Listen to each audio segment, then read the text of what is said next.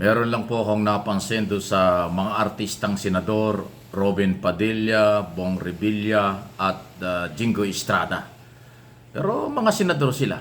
Alam niyo kung bakit? Ito yun, no?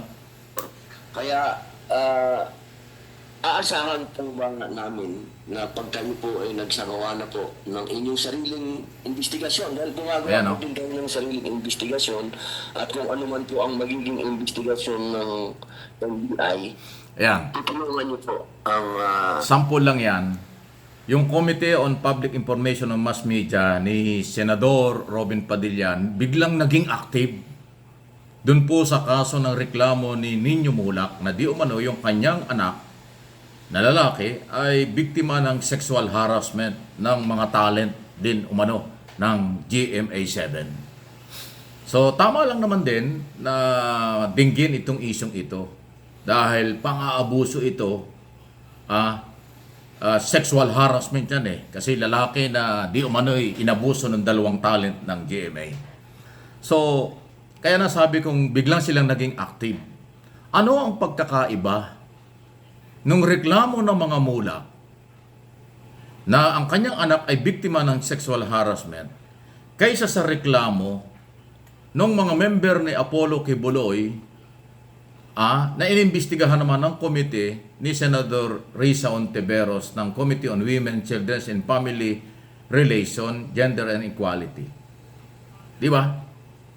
Na alam natin na hindi gaano naging active yung ilang mga senador na artista doon sa reklamo ng mga member ni Kibuloy sa sexual harassment against Kibuloy. Na si Robin Padilla naging papel doon parang tagapagtanggol pa ni Kibuloy. Tinutulan yung pag-aresto at saka ho yung hindi nga siya nagtanong ng mga malalalim doon sa complainant. Nakinig lang siya, parang alalang.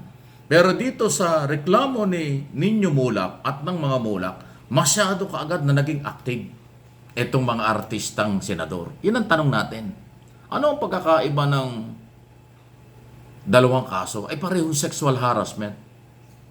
Di ba may kulay? Hindi niya napansin? Ayan o, kita-kita naman kaagad-agad o. Kailan isang araw lang nangyari yan. si Sandro ang hustisya na makuha po ang hustisya. Justisya raw, hinahanap. Of course, Your Honor.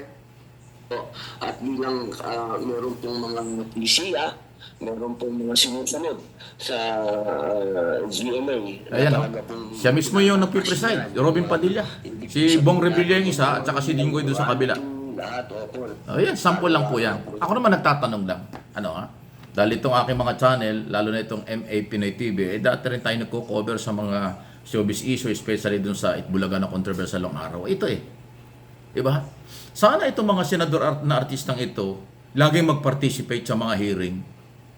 May kinalaman naman sa artista o hindi, dapat maging active sila dahil sila ay senador ng Republika ng Pilipinas. Hindi sila senador ng mga artista lang. Pangalawa, parang mayroon naman discrimination sa aking opinion dito. Yung alleged victim ni Kibuloy, mga babae. Baliwala doon sa ibang mga senador ang issue eh. Hindi sumali sa hearing eh. Ay ito, bagong-bagong kaso na di umano'y biktima yung anak ni Nino Mulak. Biglang naging aktibo yung komite at talagang nag-imbestiga kaagad. Bakit ganon? Parehas ba yan?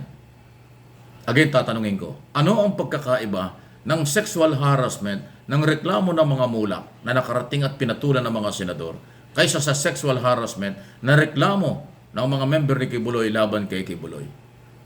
Yun po yun eh. Alam nyo, pag sinabing public hearing at sinabing mga senador, senador ng lahat yan, senador yan ng Republika. Eh bakit ganon?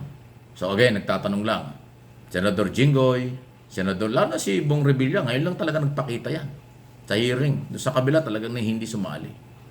Baka hindi member o kung ano man. Ay lalo si Robin Padilla.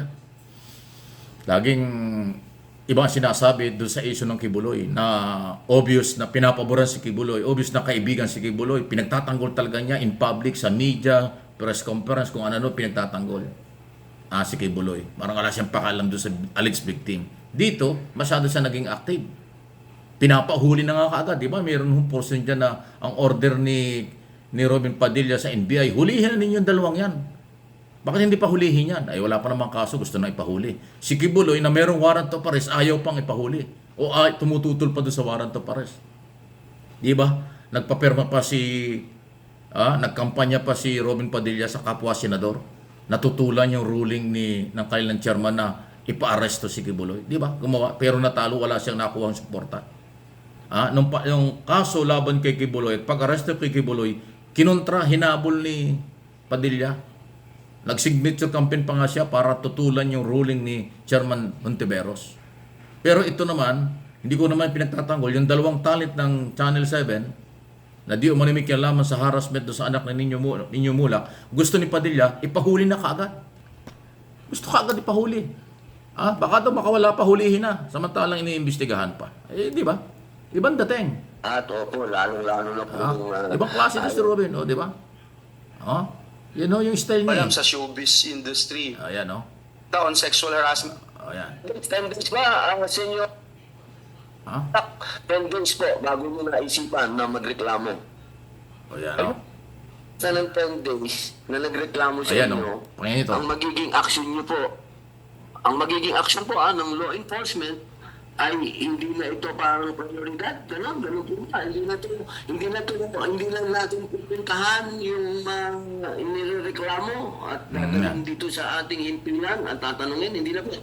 Tapos na po doon. Kumbaga, pag 10 araw, walang nang ganun. Antayin na lang natin yung piskal. Ganun po. Hindi siya Sinasagot ng prioridad. NBI, Yun nga lang po ay hindi na po pwede arestuhin dahil ang pag-aresto ho ng without a warrant ay limited lang po sa 3 Tama. instances. Hindi tayo kakaintindihan ulit. Hindi na po aresto. Imbita. Diba? Magkaiba naman yung aresto sa imbita. Diba? Yung lumagpas na po 10 araw. Hindi po ba? Ito Ayan. po, pinag-uusapan